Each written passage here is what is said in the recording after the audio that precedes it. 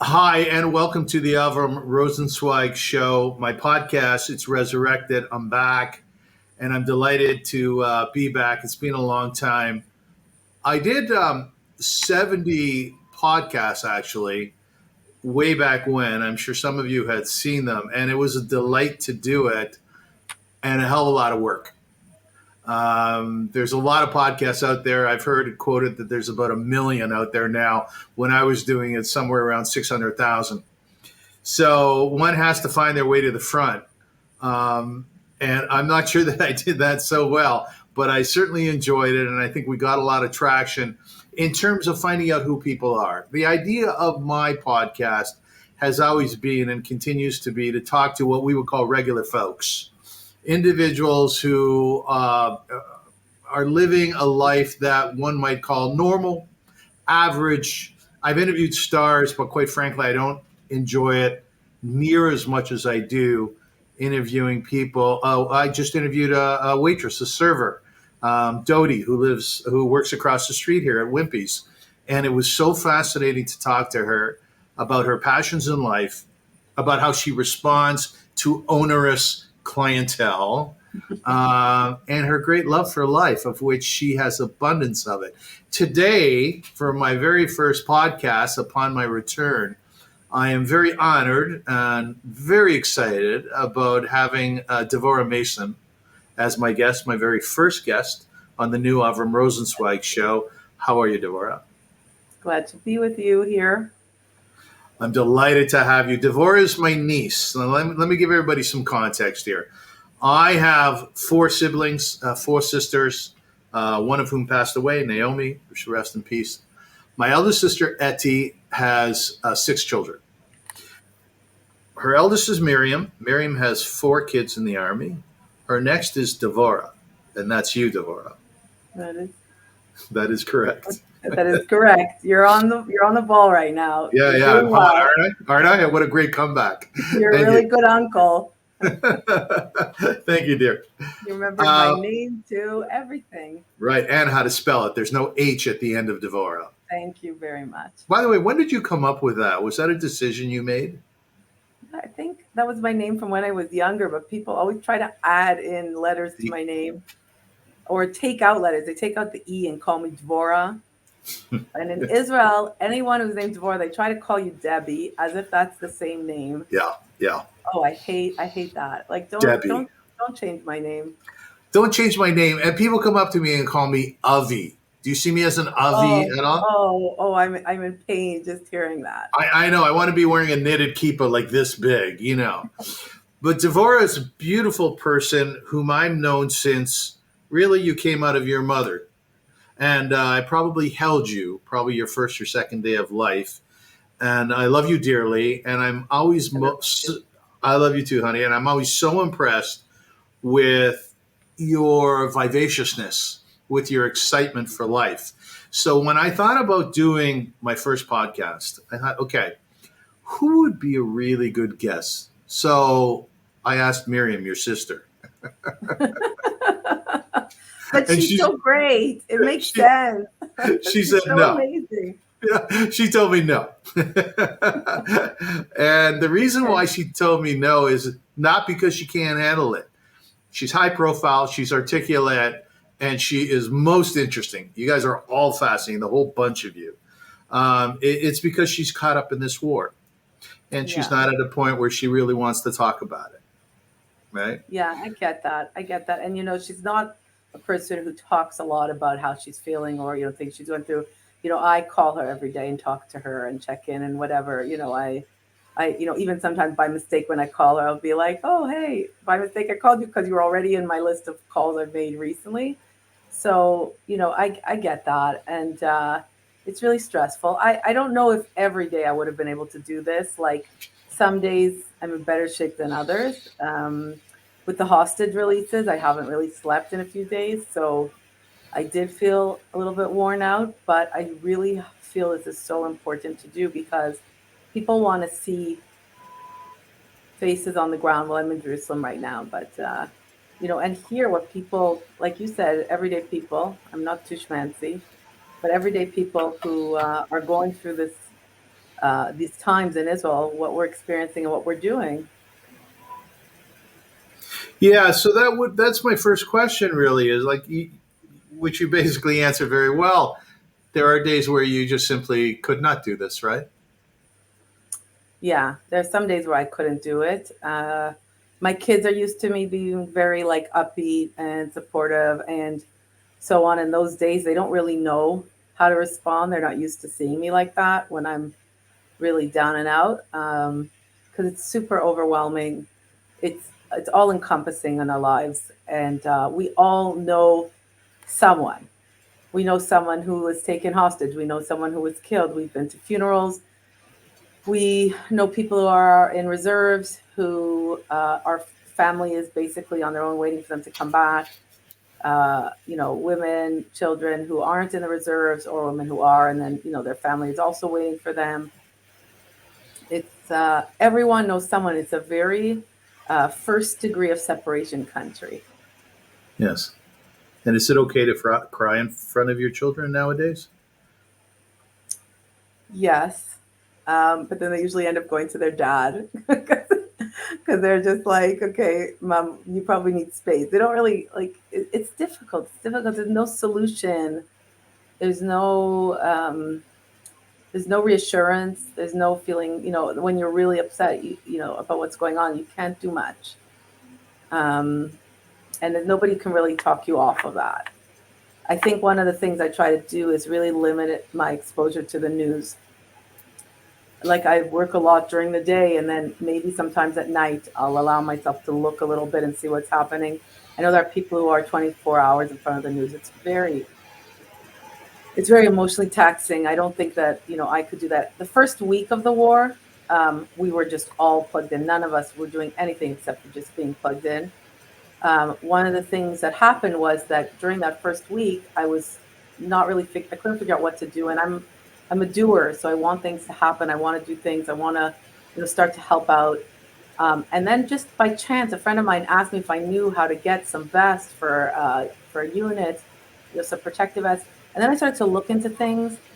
And once I started to look into things, I started to realize what there was, what the need was, and who was trying to fill the need, and Yes. how I could also help out. And so the first week, and I told you, I work in a venture capital firm here in Jerusalem.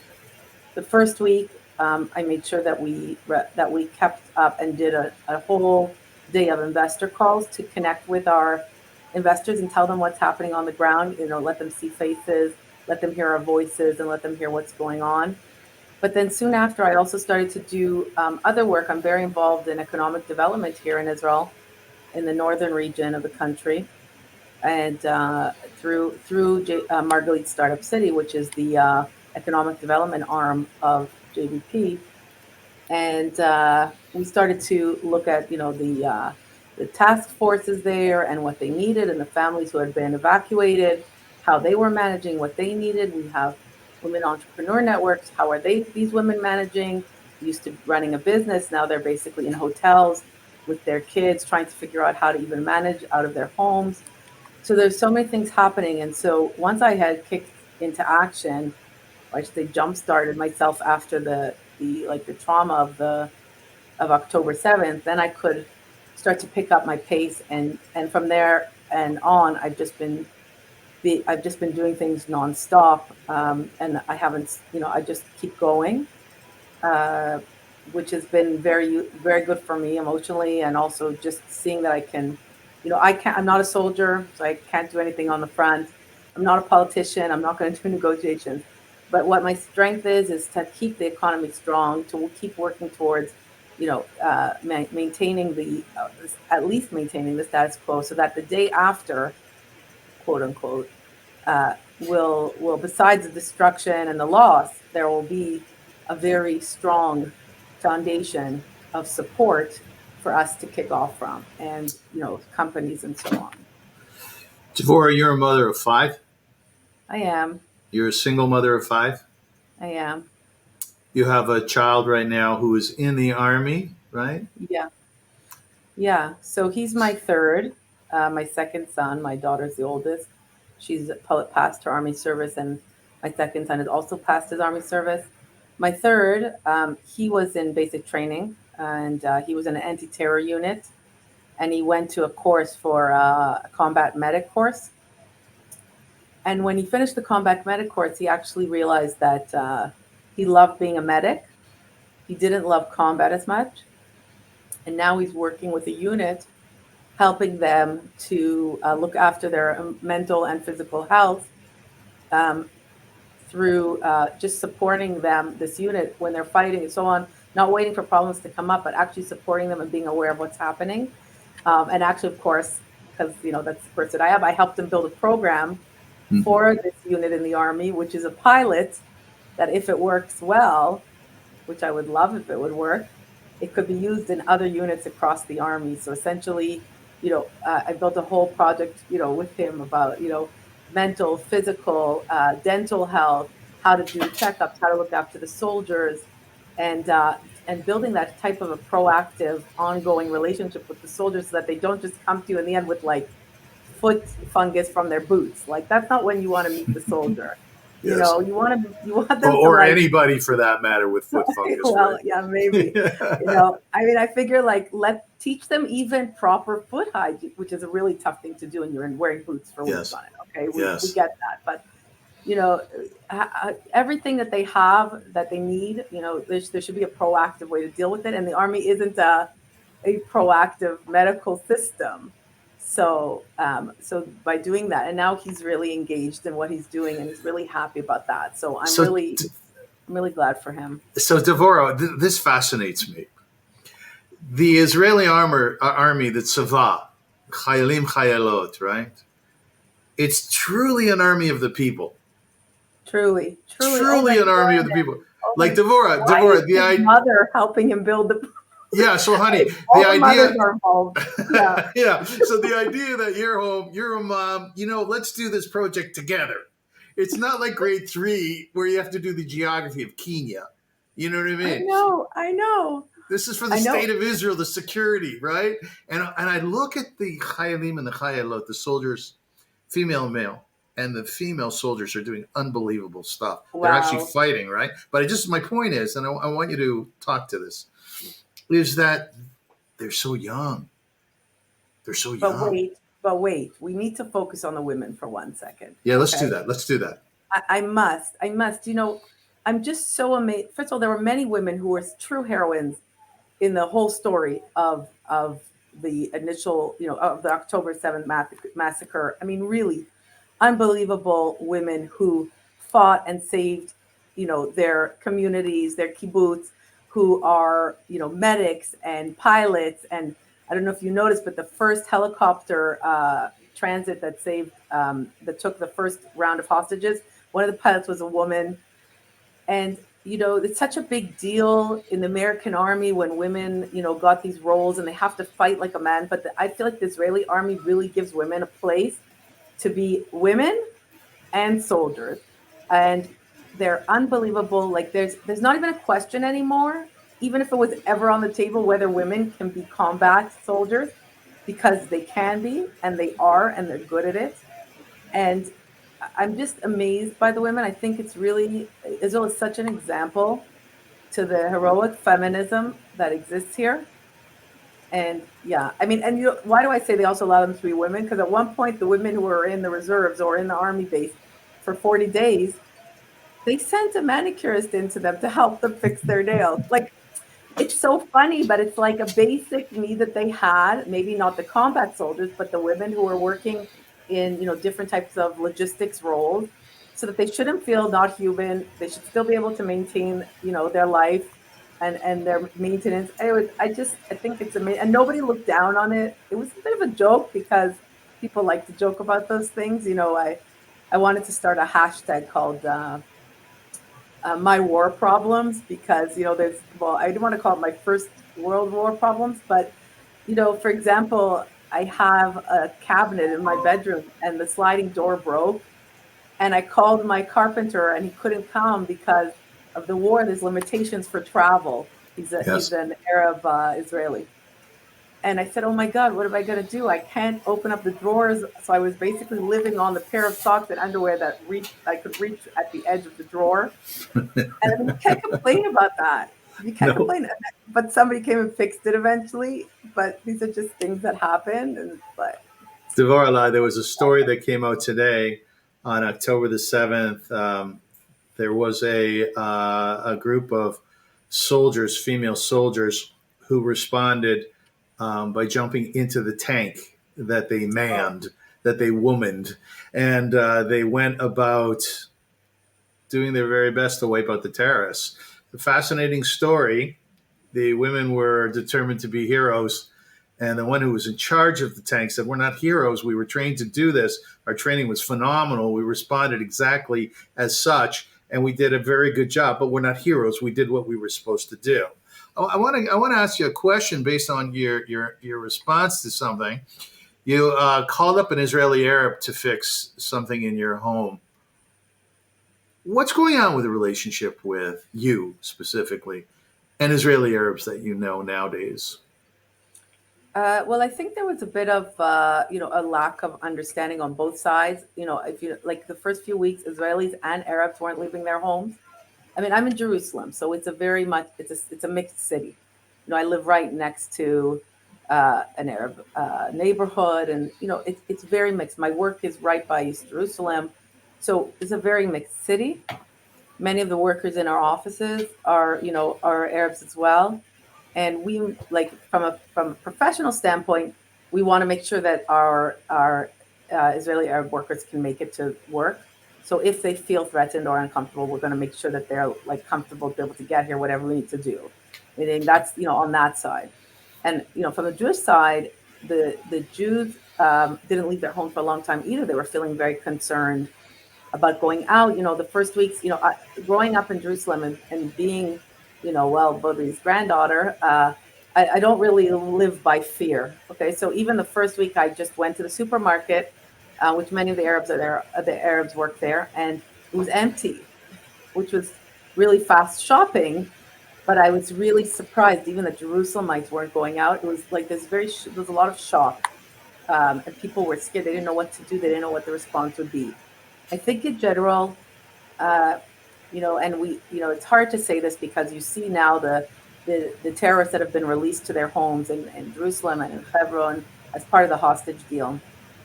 Many of them are blue ID holders, meaning they're Israeli citizens, and it's very hard to watch this, where they're celebrating their terrorist activities or their resistance, as they call it. But most, I just finished law school. I went to school was mixed with Arabs and Jews. I do feel like most people want, and I always say this, and Miriam says it too. So I do feel like most people do want to live a peaceful life. They want to raise a family and make, an income and so on. But there's been a huge change since October 7th that we won't tolerate any support of terrorists or of terrorism. There won't be any tolerance for that. So because of that, it has put the Arab community into a position where if they know of or they live there or whatever, they're not going to want to be involved, or at least there will be repercussions, immediate repercussions if they're supportive of terrorism.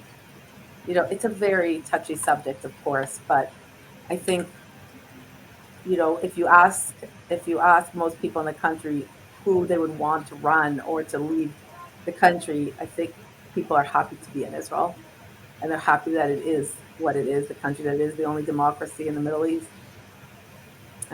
So let's keep that going. We can't afford to lose it. Devora, Um, you know what's very special. You have five siblings yourself. Your mom and dad, all beautiful people, wonderful people who are accomplishing things in their own right. Your youngest sister Rachel just became a hostess. What do they call them now on airplanes? Not, a flight attendant. flight attendant. There we are. I know. I'm very old school. On El Al, and that's so exciting to all of us. Where were you today, Rachel? Oh yeah, I was in New York. I love Yeah, that. yeah, But the yeah. political landscape of your family is not unanimous. Yet the love between your family is something which is so inspiring to us here in the diaspora, our family here. How do you get past the political differences? Um, Well, you have to really believe it. It's family before everything else. And truthfully, like really, we all feel that way. Our family, we put everyone before everyone else, and we have to find ways to adapt, or be able to be tolerant of whatever it is that the other one feels or does or believes. I mean, look, it's not only political, Avram, and you know, uh, so about 2 weeks ago, my sister Devora, her daughter, got married. It was a very difficult week of fighting in Israel, and I had a very hard time finding the Zeitfleisch, just to be able to go to a wedding and dance and make the bride happy. I took the day off work just to recover and rest so that I have the energy. The wedding itself, it was an ultra Orthodox wedding. There was It a was lot of Breslov. It was a dress Breslover up, wedding. yeah.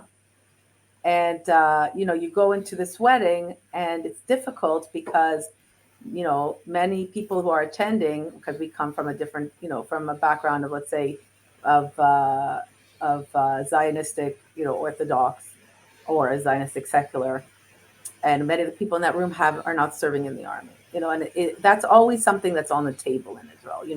It's always a point of contention. But you come in and everyone is celebrating together. It's really beautiful. It's a really beautiful wedding. You're so happy for the bride and groom. Like, you just, especially during these times, you just hope and pray in your heart that they'll have happiness and peacefulness and build, a wonderful home and a family together. Like, it's all that you care about. You just hope and pray for them, and you just wish the best. And then I was sitting at a table with many of my dad's friends, and many people also from Canada, from Toronto. And I was sitting next to my cousin Leora Levenstein, and we were talking. And I said to her, "Where are your kids?" Because that's the question mothers ask each other at this time. Where are your kids? She says, "Well, this and this, and this one that, and the son-in-law's there, and so on and so forth." Then she got to her youngest son, Yonadav. Said, "Where's Yonadav?" And she said, "He's in Gaza." She looked very worried. It was very hard for her to be like samach, to be happy. It was very difficult. I said, "Oh, that must be really difficult," and whatever. The wedding finished. We went home, and we found out the next day that Yonadav was killed that day in Gaza. Ma and Dad had gone for the Shabbat to celebrate, the Sheva Brachot. And as they were leaving, they got attacked and by Molotov cocktails. They were driving out, and it was very dramatic. The next morning, we had to get up early and go to the funeral at the military cemetery. And for my dad as well, as you know, he had one brother, and his brother passed away, and he had, his brother had four kids, 2 boys and 2 girls. His oldest son was Yonadav's father, who had passed away a couple of years ago. So for my father, losing his brother, and then losing his nephew, and then losing his great nephew, my father felt like he had lost someone from every generation, and he was not okay, and all of us were not okay. But so I decided to sit next to him at the funeral, and I sat next between him and Ma. And it was like the worst funeral ever. And I kept thinking to myself, there's 1,400 families in Israel doing these types of funerals. And they're terrible. It's just terrible. And even the soldiers who stand, they stand at Dome, they stand next to the grave throughout the whole, they had to keep bringing them water because they were themselves from his unit having a hard time standing through the funeral. I couldn't go back to work the next week, and I just ended up taking that week to go to the Shiva and to recover and so on. And we were supposed to have a Sheva Brachot. So, usually we say, let's say on Purim, or on, we say from mourning, we went to happiness. We went to Yom Tov. And here in this case, we went from Yom Tov to Evel, to mourning.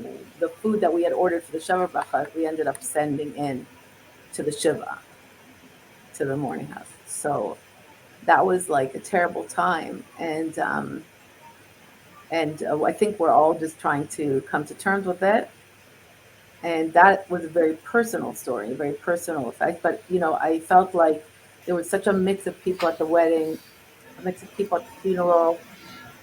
The political and religious affiliations of people in Israel right now matter much less. I don't know if you heard about the story of these two amazing brothers from I think from Elon Shvut, who went in on October 7th to rescue people from near Oz, and they they were religious. One of them were killed while they were rescuing them. The kibbutz is extremely secular, and when they went to see the people they rescued in the hotel, like many of these evacuees are living in hotels, the kibbutz member said to him, "It doesn't matter to us, religious, secular, like you're our brothers," and so that has brought people together. So it's really emotional. Devora, we in the diaspora, it's very fascinating what you're telling us, by the way. You okay? Yeah. Okay. Because we have another 2 hours to go. Devora, here in the diaspora, I would say, with all the anti-Semitism, of which there is a lot, there's a fear in our community. Things are happening of Achdus, unity. As an example, right outside my door at Shepherd and Bathurst, there are a number, mostly Israeli Jews, waving Israeli flags, shouting at the cars going by, Am Yisrael Chai, we the nation of Israel will live. And it happens every Sunday. It's coordinated by my friend Giddy Mammon, who's a warrior. He's a guy who needs a fight, and he found a good fight here, and he dove right in. But there's fear here, honey. There's fear. A lot of talk about, should I wear my kippah, should I not? Should I take down my mezuzah, should I not? There was a bomb scare at the community high here last week. And many examples of swastikas scrawled all over Jewish institutions. We're scared. We are. Are you scared? Well, can I respond first to your fear? I mean, I don't have control over it, but let's just think for a moment that anti-Semitism existed before. October 7th has just been given a stage, and social media makes it worse, obviously, because it gives people, who should not have a voice or, or a platform to express hatred. They're given it as if they're some famous movie star, and they're all expressing their hatred openly, and they feel comfortable with that. So it existed before. But the reassuring factor to me is always that, Israel is your backbone. This isn't, I really get upset when people compare this time to, let's say, Holocaust times. I understand in terms of the pogrom, status, and that it's, there was a pogrom. It was a pogrom, a violent, horrible pogrom would happen. But Jews are not homeless. They have a home. They have a home to go back to, and they have a complete army and government that stands behind them. At any time, if they want, they can. They have a home to go to. So, like right away, that to me is like hugely reassuring. And I would think it would be for anyone living in North America and the U.S. and so on. I've always had this question. I traveled through Europe a lot for work. I always would tell people I'm Jewish, and I could tell them, and I tell them I'm from Israel. I could tell them I'm Canadian. That's much less problematic. I was once attacked in Budapest when I was speaking Hebrew to other people, but I don't care. I'm still going to say I'm a Jew from Israel. I should be proud of that, and I should be able to express that wherever I go. And I don't see why I have to be scared of that. And of course, I don't wear a kippah. I mean, I guess I could if that would, make my point better. Although it would ruin my hair. But I think that there's something really unbelievable about the support that Israel gives, and because Israel is so valuable to the North American world as well, to the government, and we're such an important part of the Middle East. There's, whatever the interests are, if they're self-serving or whatever, America will stand behind Israel. And I'm so proud of them for doing that. Whatever the price is, obviously we don't know the price right now, but it makes me feel reassured seeing that. I think all of the other stuff, you know, when it comes to the enemy within, you know, all of these countries have allowed terrorism to flourish within their countries without any limitations, you know, the freedom of speech and, you know, freedom of movement and so on. But hate crimes are, they impede on the freedom of other people, and that's not okay. And Right. as long as you're hurting other people, it's not okay.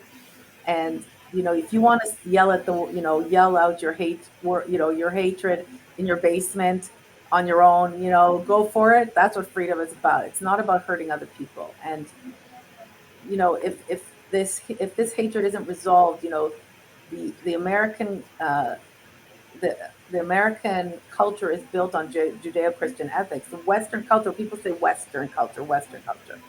Western culture is also based on the concept of personal responsibility for my actions. You know, not blaming a situation or not blaming, you know, other people. You're personally responsible for your actions. And the government has to take control and make their citizens feel safe. And I don't know what it's like right now in Canada. I haven't been following it as much as I do with the US. I'm traveling to Denver next week. Um, you know, I feel comfortable going to the US. And I will come to Canada as well. Don't worry. Okay, this time we'll see one another. I know. I couldn't believe I was sure, you know, I was there. I was like, You were you down must the be block. so busy, so Down the busy. block. I won't miss you this time. Devora, you have a brother who lives in Houston. Yeah. You have a sister who lives in the northern part of Israel in Haifa, her and her husband and two kids. Um, your family's a bit spread around, but I guess the core of them are closer to Jerusalem and or in Jerusalem. So community and family are a huge, huge part of responding to this war, of responding to one's life in Israel. And then, as I said before, you have, thank God, you have five beautiful kids. And Yeah. they tell us their age ranges. My daughter, Yael, is 24. My son is 22, Aaron, and then Shmuel is just turned 20. And Binyamin is 17. And Tovia, my baby, is 14. So I'm delighted that my son, Noah, who's 17, is friends with your son. And they And kind of, I think I think Binyamin and I might come for Pesach this year. So they'll get a chance to chill and hang out. yeah. And you know what? The sort of the common denominator that they're actualizing is their great love of music. Oh, totally. I see them talking. I have no idea what they're talking about, but they know it. So that's good. Yeah, because we're not rappers, dear. Oh, We're not rappers, right? You and I. No, we're rock and well, rollers. it's never too late to learn. But let me ask you this question. Your youngest is 14. So he still looks to you more so for your advice, for your ideas, more so than your eldest or your older ones. That's just life. That's kids. Thank No, God they grow. They're all no, looking they to you. don't. Okay. Oh, okay. Avram, I don't know where you came up with that idea. Is that wrong? Am I off on that? I mean, I'm sorry. Didn't you always turn to your mother for ideas and the guidance and support? Oh yeah, she's gone now, and I still ask her for advice. I go, Mom, what do you Well, think about the shirt? You know. But let me ask you this question: how do you, and perhaps you in a broader sense of you Israeli parents, what do you tell your kids about October 7th, especially your little ones? I don't have to say so much because they're all very involved and they know what's happening. Um, I'm so Zionistic that they know like, how much I support our living in Israel. Like many people left the country when the war started because it was scary for them and they needed to get out. And they went to you know, to either they went to the U.S. or to Canada, which to me is scarier. But okay, like leaving Israel during, you know, this time, I didn't see the point. But people do it and left to Europe. And at one point, I said to my kids, "I want you all to get together your passports and your birth certificates." And they were freaking out. They're like, "What? Why do we need them? Where are we going?" Like they, for a second, thought that maybe I had like fallen off, you know, like off my rockers. Like they didn't know what I was talking about. They thought I would want them to leave. And I said to them, no, we just need to put all of our valuable documents into the protected room, like the shelter, because, you know, they told you to put them in so that they don't get destroyed if something were to happen, if you get, you know, hit by a rocket. And then like they were really upset at me for a day for asking them to get all our documents together, thinking that like I was going to get us to leave Israel. So my huge support and love for Israel, I have really, really deep faith, which I hope will stand true and will stand the test of time through this entire period of the war. I think that that's really, that's really important to them. They look at me for that. They look to me for that. And I don't know, the last time I was in Toronto, Avrum, we didn't get to see each other. I came back to Israel on October 5th. And I thought I would rest and so on. And October 6th was Friday night. I was sleeping. Well, I wasn't sleeping. I was jet lagged. I'm up all night trying to fall asleep. Finally, at 6 a.m., I'm starting to doze off, and my phone starts beeping like crazy because we all have apps on our phones to let us know if there's a rocket warning, And I was sure there was a bug in the program where something weird was happening with my phone, so I put it on silent. I go to sleep at 6 a.m. I wake up at 10 a.m. and my kids say to me, "Oh, Ma, there was a siren, a rocket siren. We didn't want to wake you up." I was like, "You didn't want to wake me up? Of course you need to wake me up." And then they thought I was being dramatic because, why be dramatic? And that's when we started to realize what was happening in the country. I was supposed to go for lunch with friends. We always meet up on Simchat Torah, all of us together in the neighborhood. And, we didn't go because we weren't sure if we could leave the house. We didn't know if there'd be more sirens, so we stayed home. So they kind of know what's happening. My little son, his teacher was called up to reserves the first day of the war, and they haven't had a teacher since then. So he hasn't been learning, and he's been, kind of with like a little bit of a, I decided maybe I'll teach him about entrepreneurship until his teacher comes back. Binyamin's principal was killed, right? Binyamin's principal was killed, a week after Yonadav's funeral. Well, after the Shiva. And I couldn't go to the funeral. That's another thing. I've been already to 5 funerals. Someone from my law school, Miriam's oldest Sion, his mifaked, his officer. Someone from Efrat, where I used to live, their son. And we went, and then they couldn't identify him until the funeral was postponed, and terrible things the families went through. And then Yonadav, and then when it was his principal's funeral, I couldn't go. I just didn't have the strength. I didn't have the strength to go to another funeral. A father of 5 children, an amazing educator, and you know what it is, an amazing educator. You know what you can't just replace an amazing educator. We all remember our amazing teachers or principals we've had in our lives. They're irreplaceable. Yes. Besides of the father, of 5 children. So, that, and I'm not making a complete analogy here, as you said before, between the Holocaust and October 7th. I think, too, that would be inappropriate, although certainly there are shades of it. You're right, it's more like a pogrom. But amazingly, there's humor that came out of the Holocaust. There's music that came out. There's amazing humor here in Israel. Oh, my so let me just set this up, and then I'll turn it over to you. Crazy shit, October 7th. This elderly woman and her husband, terrorists come into their home, and they start to terrorize them. What does she do? I believe she's a Moroccan woman, an elderly woman. She starts to ask them if they want something to eat. She keeps trying to feed them and give them drinks. Yeah, she does. Because she realized also that if they were hungry, they were crankier. Right. If they were fed. So holding a grenade over her head, she prepared food for them.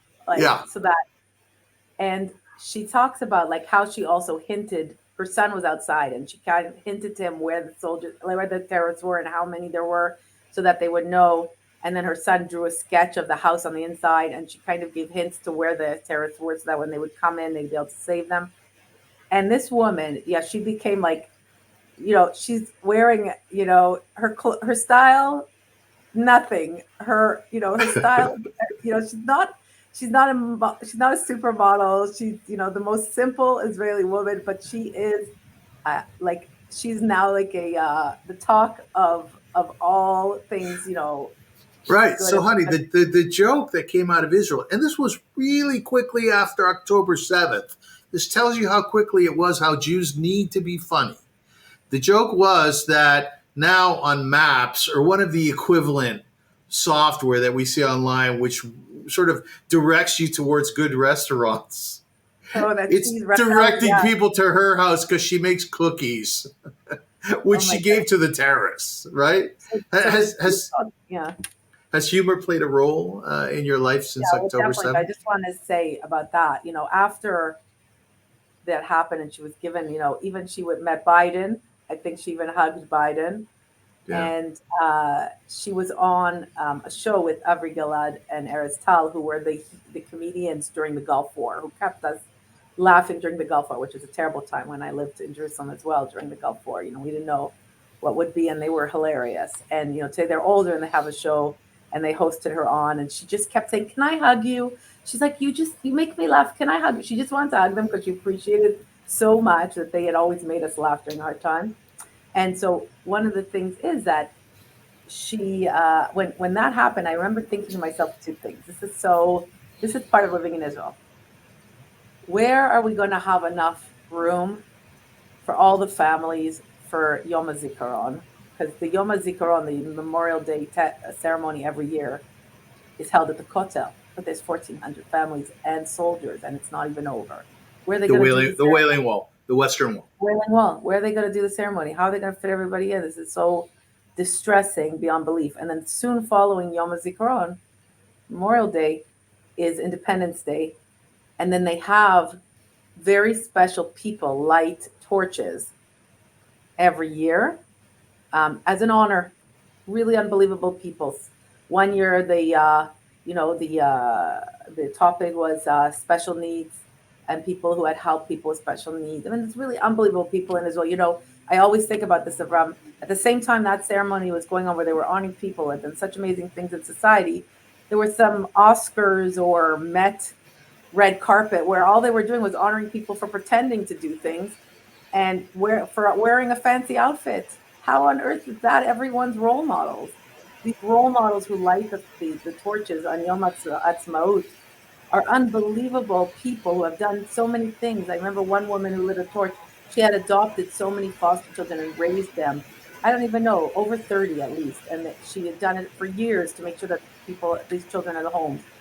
I just think, when it comes to lighting the torches, I will be fascinated to see who gets to light the torches this year because there have been so many heroes, Druzi, Arab, Jewish, women, you know, uh, of all ages, people who were, I think there was like some 90-year-old guy who refused to ever retire from the army, put on a uniform Yeah, and went out, I right? saw him. I saw him. Like he needs to light a torch, at least let him light a torch. He's fighting still.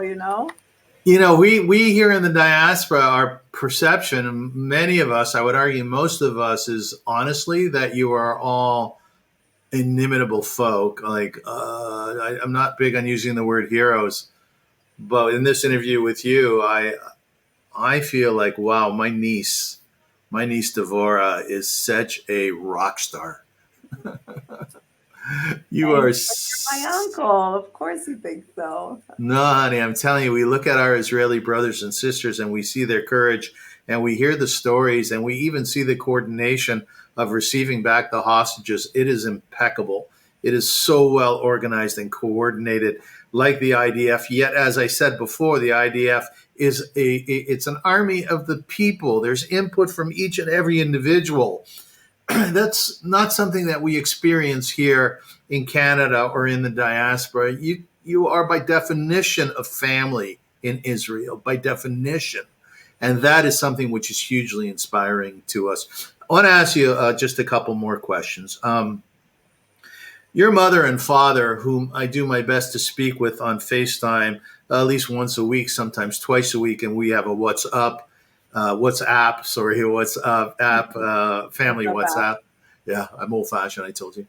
And one of the things that really strikes me is it's their strength.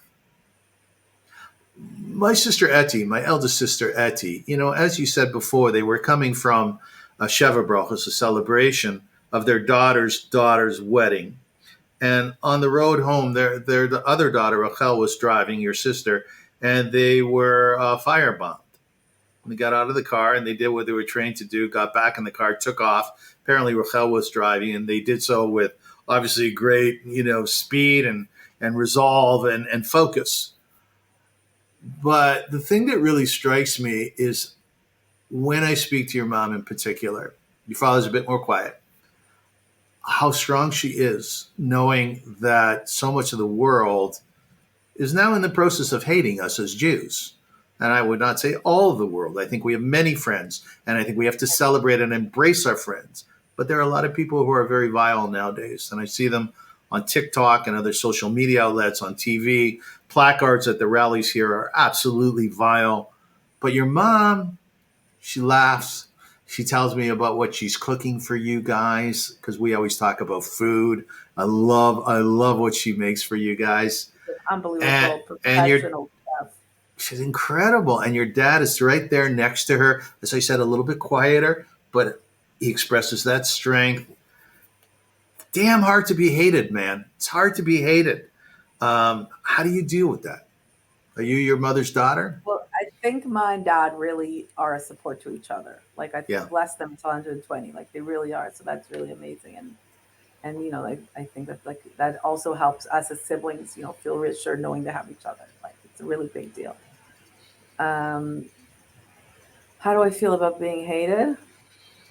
Well, I'm allowed to swear. Yeah, it's a podcast. Swear away. Oh, okay. Fuck everybody who hates us. Who the fuck cares?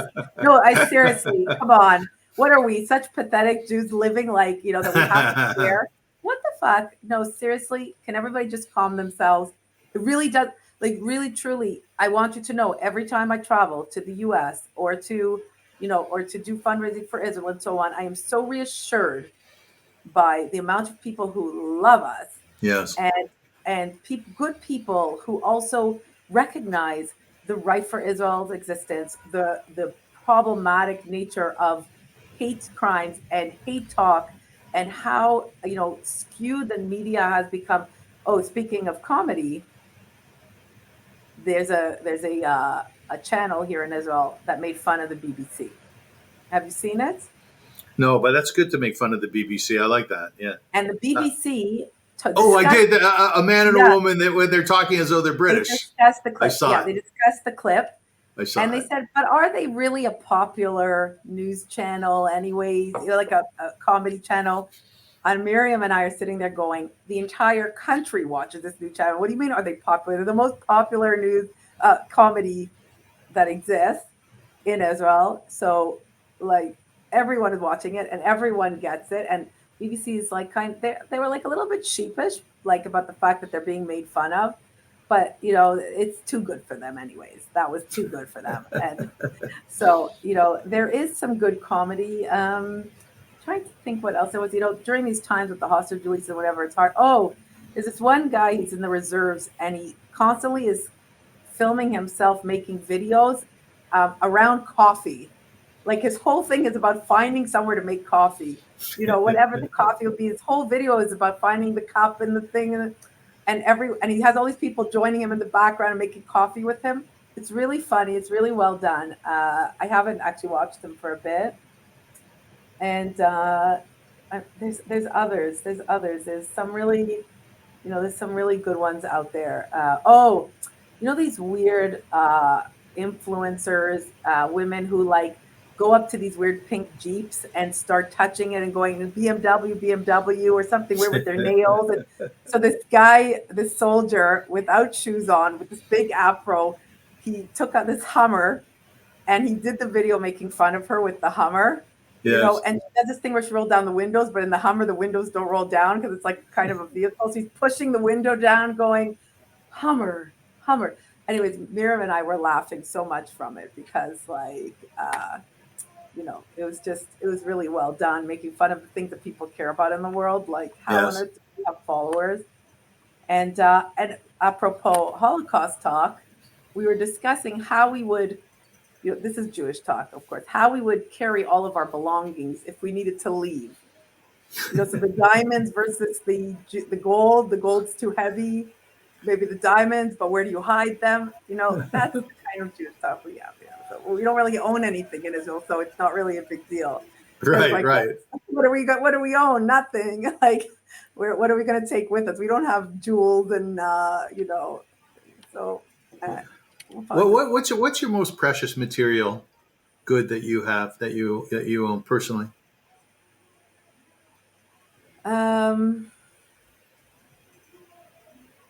Like things from my grandmother's. Like what? I have like an Eilat stone ring from my Bobby Levenstein from my father's mother that I From your love dad's wearing. I'm side? not wearing it today, but it's really beautiful. I have a beautiful bracelet my mother gave me that I love, also like from her first trip to Israel in 1976.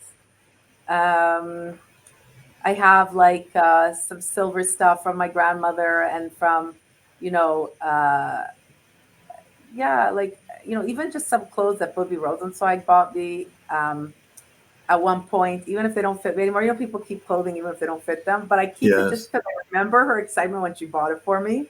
So yes. I have this suit in my closet because she bought it for me. It was a really nice suit, and Yeah, it's kind so of interesting. I've got lots of clothes in my closet that I will wear once I lose 50 pounds. right, exactly. I have stuff that like bought with Bobby, but I can't get rid of it because she bought it with me, and I can't go shopping with her anymore. So I'm just Yes. gonna keep No, exactly, exactly. But I don't think Israelis are kind of known for their materialism. Would that be correct? Well, my most valuable thing I own is like an apartment, even though I have a huge mortgage in Jerusalem. Like I Yeah. love having every time me and my kids talk about how grateful we are, and we've been going through the construction of the building, and the kids will be like, "Finally, we have internet. Finally, we have heat, electricity." Because it was a whole process, and we were living in the apartment while I was going through it. And I'd say to them, "Kids, do you know what Jews went through across the ages to live in Jerusalem? So much suffering and droughts and famine and sieges." I said, "This is okay, it's okay." And they take that lead from me. They're all like, "It's fine, we'll be fine, whatever." And so we're so grateful to live in Jerusalem, like beyond belief. It's just a huge blessing. Oh, yeah. I can't think of a greater matana, a greater gift for a Jew who's committed to Zionism and to the Jewish people. Yes, than living in Yeah. Jerusalem. You know? Every day, my son Binyamin, he comes home from school and he says, "I was walking through the neighborhood thinking, wow, we're so lucky to live in Yeah, Jerusalem. yeah, Wow, exactly. I mean, I live here at Shepherd and Bathurst. it's nice. It's It's nice. nice. It's It's very nice. nice. We have Earl Bales nearby, a beautiful I park. love Earl Bales I Park. know we have Wimpy's and Mr. Sub and really some great, bagel places, but it's not Jerusalem, you know. I'm waiting for you to come. Yeah, I have to come. So, honey, just in conclusion, I can see that happiness in Israel is experienced in a very big way. Sadness, similarly. Your emotions are powerful and they're strong, and you seem to be going through many, many of them at different times. There's a balance, I think, in your character. There's a balance in the character of the Israeli, and there's experience. You guys have gone through so much in your lives. The next generation, the older generation, they're strong, powerful people, but of course they're feeling sad. How could you not? But their happiness is overwhelming as well. It's so beautiful. It's so lovely to watch. Just in conclusion, kind of taking all that in, what you're going through, what your children are going through, your family, Eretz Yisrael, the Jewish people, what would be your best message to put out to the viewers and the listeners of this podcast? My very first Avrum Rosensweig Show podcast in a while. Little pitch there, right? To give us strength. What would be your message to us, honey? It's a good question. I think, it's not only that what I portray as happiness for me is a lot of times the need to give people strength. I know you do that, Avram. Whatever we're going through, you go out and you smile at people and you give them the support and the love, that they don't see from a lot of people. I take a lesson from you when I'm walking around the neighborhood. I say hello to people, older people who have come out to sit in the sunshine with their caregiver. I say hello to the caregiver, ask them how they're doing. Sometimes they're invisible to other people.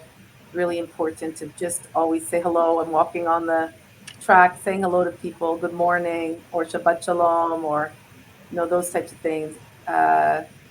Remembering firstly that that there are people around you. That everyone is a person. I think it's so important to notice the people around you who need a bit of compassion, love, happiness, a smile, a good morning during this time, because it's so difficult. It's so difficult to be okay. And I would say that my overall feeling in myself is a sense of mission, a sense of purpose. And part of that is that I need to feel, and I think that people need to feel as well, that they're part of what's happening in Israel. And like I said, I'm not a soldier. I can fight. I can help with economic development. I can help with helping startups to fund it. I can help with bringing money to Israel.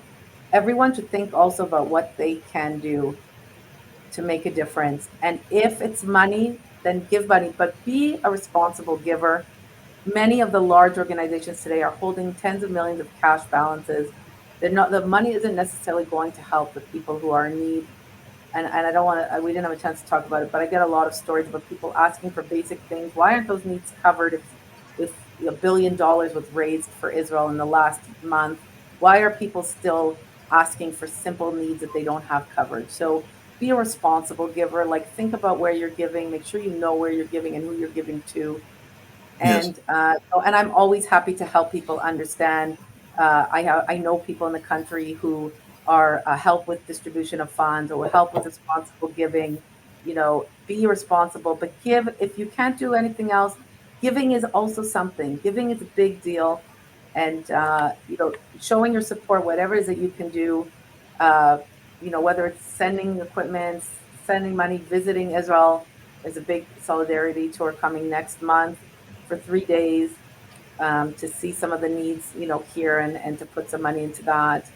Whatever it is, you're a far away, you're dealing with anti-Semitism, but it still is, there's still a lot of things happening here in Israel that need support and help. And think about what it is you can do, and go out there and make it happen. Don't wait for tomorrow. Okay, very good. Thank you so much for that. It was very inspiring, Devora, and we're really grateful. Avrum, I'm also really thankful for your time, because I know there's a lot for you to do. And I'm really, really happy that you were my very first guest. Not that Miriam wouldn't have been good too, but c'est la Well, vie, she was right? born first, so she really does have the right. She does. You She has know, that birthright, the birthright, she has right? a birthright. As I can never have any complaints against anything that she gets, because she was born first. She deserves it.